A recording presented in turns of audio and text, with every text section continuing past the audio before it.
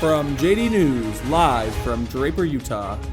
Wednesday, March 25th, 2020. This is Good Morning Juan Diego.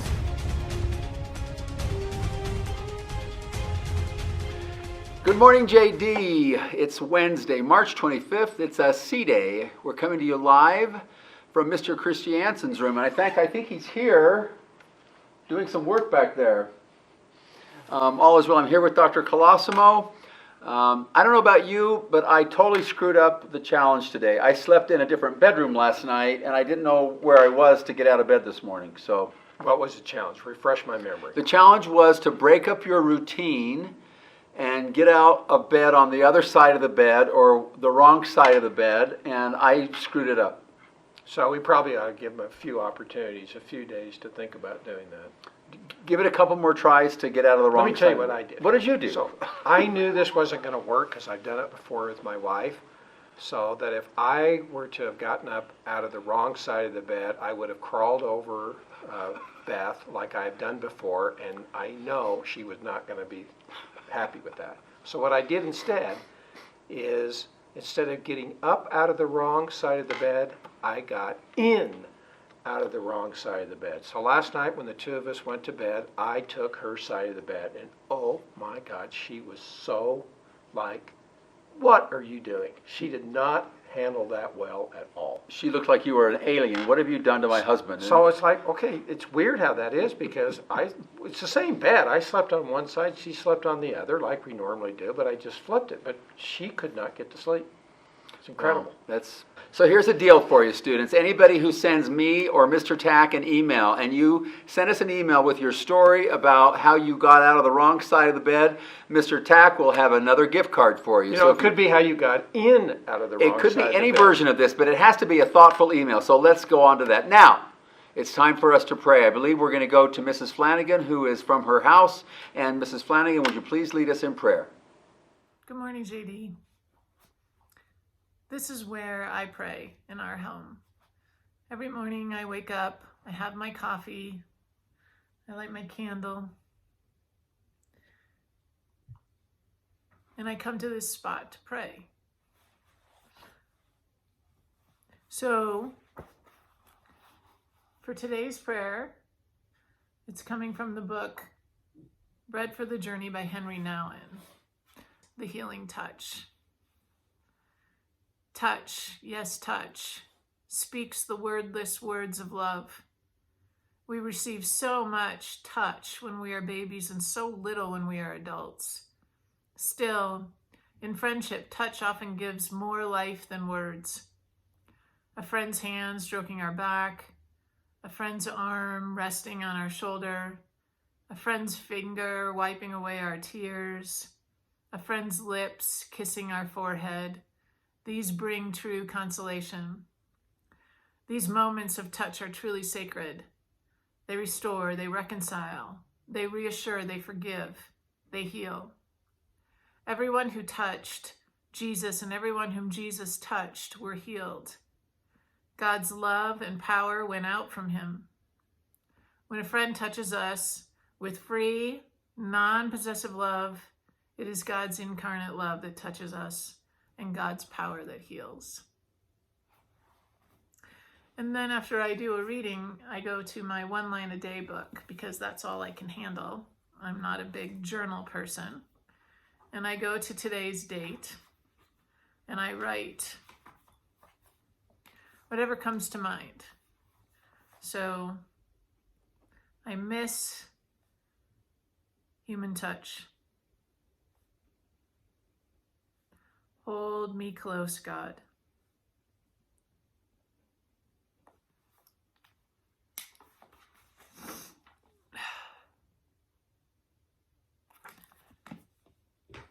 And then that's about it. We do have these guys that we can hold on to, though. So, have a good day, JD. So thank you, Mrs. Flanagan. I appreciate the prayer. That's a way to do it too as well, to have like a daily prayer book. Have you ever done that, where you just get up each morning and there's a different prayer that's already preset for you in a prayer book? I have a couple of those. It keeps me on track.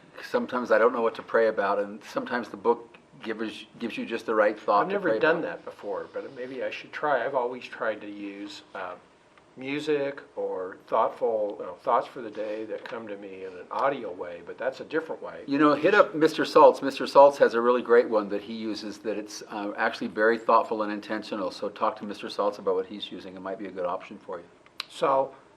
So much of what we're talking about has to do with this notion of routine, right? So Right. we were jokingly talking about getting up and out of the wrong side of the bed, but the purpose of that was to kind of shed some light on this idea of what happens when you don't have routine. Correct. And so what we're trying to do now is to help everyone understand that routine is good, not to take it to excess, but to have a routine is really, really good. And so today we're going to hear from Ms. Jacobs, who will be interviewed by her son Lake on academic routine, That's right. right? That's Okay, right. so let's let Ms. Jacobs and Lake take it away, and they can help us understand more about academic routine. Sounds good. Thank you for that introduction, Dr. Klossman and Mr. B. Today I'm here with my son Lake, and we're going to talk about academic routines. What is the academic routine? An academic routine would be how we move forward with our academics in this crazy time. So you want to make sure that you get up in the morning, get out of your bed, make your bed, make sure you eat a solid breakfast, see what your teachers have assigned for you daily so that you can plan your day, as well as checking PowerSchool if maybe you missed an assignment the day before. What happens if you don't have an academic routine? If we don't have routines, particularly within academics, we can fall behind. And falling behind will make us feel so much more stressed. And as it is now, there are enough complications going on around us. If we control the things that we can control, such as making sure we're doing our assignments, we're communicating with our teachers, and we're maintaining a good grade point average and learning some things, that will help us as we move through this unsettled time. What are some unhealthy temptations I can take away from a good academic routine?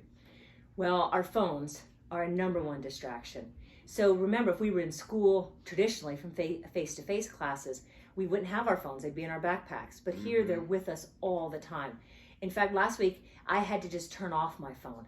So I would remove your phones from your workspace and plan designated breaks in between so that you get up and you have a snack when it's time for lunch. Very good. I think that's all the time that we have for today. Thank you. Thank you. Well, thank you, Mrs. Jacobs and Lake. That was great. Some great tips there. He might have a future as like a I broadcaster. know that Lake has a presence about him. That's Got a really lot of great. talent there. Yeah. So, there's been some confusion, and I want to see if we can help with this. I guess people there's like 14 different ways to wash your hands. Is what I'm seeing on social media. Some have a 60-second version. Some have a 45-second version. So to clarify that, so make sure that we are all on the same page with washing your hands, we're going to go to Mr. Tack and Mr. Saltz in the men's restroom so that they can show us the right way to wash your hands. We've never filmed out of the men's restroom. We haven't. This will be a first. That's going to be first and maybe a little weird. Here you go.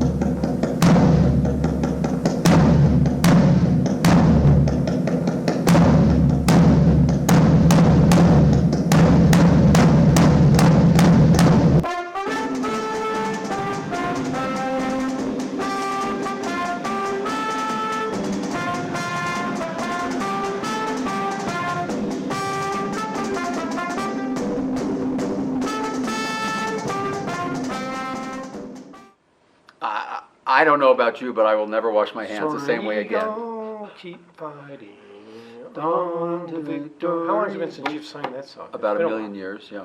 We've got to start singing that song. I know. We actually maybe on Friday Do you we'll know all also- the words to it? With talons poised and I don't. wings I will be honest with out you, I don't. there for all the world to see. Bum, bum, bum. We'll get back to that. Onward to glory. Okay. Go ahead and do the announcements, and I'll just hum it in the background. Okay, that'll be good. A little soundtrack. Talk about subscribing to So YouTube. make sure you guys, it'll be a great help. Subscribe to the YouTube channel, the Juan Diego Catholic High School YouTube channel. It'll be a great help to us. We want to say thanks to Mr. Christiansen for letting us use your classroom today. Coming up this week on JD, we have a special segment with Coach Vea. Mr. Saltz is going to join us and help explain some of the confusion around the attendance codes. Hey, And- what about subscribing to YouTube, though? Yeah. So what is that? What should we do? When there you watch a YouTube video, You hit subscribe. and so we're trying to get our subscriptions up. What do we have? Like about 300 or 350? 350, and come on, we can easily get it to 800 by tomorrow. Easily. Let's just do that, So all I have okay? to do is hit the subscription button on YouTube, and we get our numbers up. And then we all get $1 or something. So everybody subscribe, okay? Okay. But you have to All right. finish with the big three. What are the big three? What do we always finish these videos with? Number one. Go ahead. Oh, you want me to do it? Okay. Number one is take care of yourself, JD. Always. Number two, always take, and then look after your family and your friends. That's And- number two. And lastly, number three, take care of JD. With that, we're signing off. Have a good day. See you tomorrow.